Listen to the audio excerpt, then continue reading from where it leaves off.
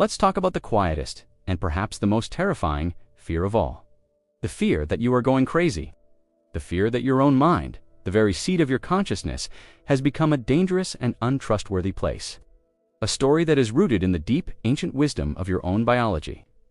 I want to pull back the curtain on these frightening experiences and show you what is truly happening. Because what you have been labeling as crazy is not a sign that your mind is broken. It is reacting to an email from your boss, a difficult conversation, or a memory from your past with the same life or death intensity it would use for a predator in the grass. Your heart pounds, you can't breathe, you feel dizzy, the world starts to go dark. This is not your mind going haywire. This is your amygdala, the ancient almond-shaped smoke detector in your brain screaming fire. It has detected a threat. Now, the threat may be a thought, a memory, a feeling, or a subtle cue in your environment that reminds it of a past danger. But the smoke detector can tell the difference between the smoke from a real fire and the smoke from a piece of burnt toast. It just knows smoke, so it pulls the master alarm. This alarm floods your body with adrenaline, preparing you for immediate, life-saving action. Your heart races to pump blood to your muscles. Your breathing becomes shallow and rapid to get more oxygen. Your pupils dilate. Your body is not failing. It is preparing you perfectly to either fight for your life or run for your life. The terror you feel is the terror of a body that is utterly convinced it is about to die. Even when the conscious mind knows it is safe, you are not crazy. You are experiencing a flawless activation of your ancient survival hardware. It is a system that is doing its job perfectly, but based on the wrong information. Let's look at some of these crazy symptoms through the lens of this misguided, overzealous, and deeply loving protector. It is, in fact, the sign of a mind that is working with every ounce of its evolutionary power to do its number one job, to protect you. It's the panic that rises from nowhere and steals your breath. It's the intrusive, horrifying thought that plays on a loop without your permission. It's the sudden volcanic rage over something small, but it was designed millions of years ago to protect you from saber-toothed tigers, from rival tribes, from the immediate life or death threats of the ancient wilderness. Its core programming has one directive: when a threat is detected, do whatever it takes to survive. Its job is not to make you happy or calm or polite at a dinner party.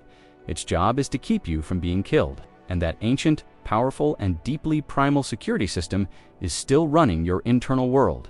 It's the feeling of being a stranger in your own body, watching your life from a great, foggy distance. In these moments, you feel a profound and isolating terror. You feel broken, flawed, and fundamentally different from everyone else. And you whisper to yourself the word you are most afraid of: crazy. Today, I want to offer you a new story. You are not crazy. Your brain is trying to save your life. The problem is, it is often working with very, very outdated software. Think of your brain as the most sophisticated security system in the world. So what you are experiencing is not a malfunction.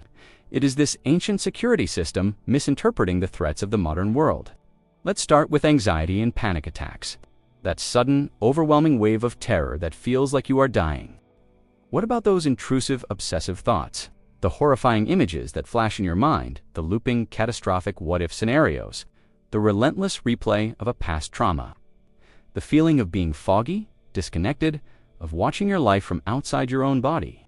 The feeling that the world is not real, or that you are not real. It is the strategy of a brain that has learned that the world is a chaotic and unsafe place. If you grew up in an unpredictable environment, the only way to create a sense of safety was to exert rigid control over the few things you could: your performance, your environment, your behavior. This need for control is the echo of a child who is trying to build a small, safe fortress in the middle of a war zone. It is a desperate and brilliant attempt to manage an overwhelming internal feeling of powerlessness by controlling the external world. This is not a sign of you losing your grip. This is your brain's ultimate emergency escape hatch. When a physical or emotional experience is so overwhelming, so painful, that the system cannot handle the full impact, it pulls the main circuit breaker. It numbs the feelings. It creates distance. It allows your consciousness to float away to a safe place while your body endures the unbearable. It is the possum plain dead. It is the mind's profound act of mercy, a way to protect you from a pain that would otherwise be annihilating. You are not disappearing. A part of you has wisely and strategically retreated until the threat has passed. You think a good person wouldn't think this. What kind of monster am I? But this is not a reflection of your character. This is your brain acting as a tireless detective. When something bad has happened, the brain becomes obsessed with the case file. It replays the event, searching for a point of control, a clue, a way it could have been different. It runs endless simulations of future disasters to create a threat rehearsal, a plan to keep you safe should it ever happen again. It is not trying to torture you with these thoughts. It is trying to solve the puzzle of your past pain to protect your future. It is a security expert running endless drills, and you are just caught in the training exercise. Then there is the strange and terrifying experience of dissociation and numbness. What about the sudden, unpredictable emotional outbursts? The surge of rage that seems to come from nowhere over something small. The flood of tears that erupts during a seemingly neutral conversation.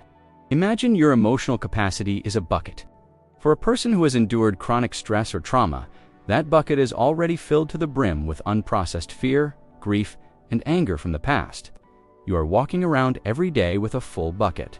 So when a small, present-day stressor occurs, a bit of traffic, a spilled coffee, the massive, disproportionate reaction is not about the spilled coffee. It is the release of the accumulated weight you have been carrying for years. You are not unstable. You are overflowing. And what about the need for perfectionism and control? The obsessive need to have everything in your life be just so. This isn't just a personality quirk. Every single one of these symptoms that makes you feel crazy is in fact a logical, albeit outdated and painful, strategy of a brain that loves you and is trying to keep you safe. You are not broken. You are a modern human with a modern life being run by an ancient and powerful survival machine. So the path to healing is not to declare war on your own mind. It is not to shame your anxiety, to fight your intrusive thoughts, or to hate yourself for your reactions. That only confirms to the security system that the threat is real, and it will double down on its protective measures. My bodyguard thinks I'm in danger. Thank you for trying to protect me. Share a thought in the comments about one way you can thank your inner bodyguard today. When an intrusive thought appears, you can say, "There is the detective again, working on that cold case. Thank you for your diligence." You are not agreeing with the alarm. You are acknowledging the protector. This creates a space of compassion. The path to healing is to form a new relationship with this inner protector. It is a journey of becoming a compassionate diplomat to your own nervous system. It begins by changing the story. When a panic attack rises, instead of thinking, "I'm dying," you can learn to whisper, "I see." Your work now is not to punish them for their loyalty, but to gently let them know that peace is possible. You are learning to become the safe, loving, and regulated caregiver to the terrified parts of yourself. And that is the bravest and sanest journey of all. Then, you must gently and patiently teach this ancient system that you are safe now. You cannot do this with logic. You must speak its language, the language of the body and the senses. This is grounding. Feel your feet on the floor. Hold a piece of ice. Name 5 colors you see. Take a slow, deep breath that tells your body, "We are not running from a tiger." These are not just coping mechanisms. They are direct communications to your primal brain, updating its software and letting it know that the threat is in the past. You are not crazy. You are a survivor, and your mind and body are still using the strategies that got you through the war. If you recognize your own beautiful, protective mind in this story, let this be a moment of compassion. And if you wish to continue learning the language of your own nervous system, please subscribe.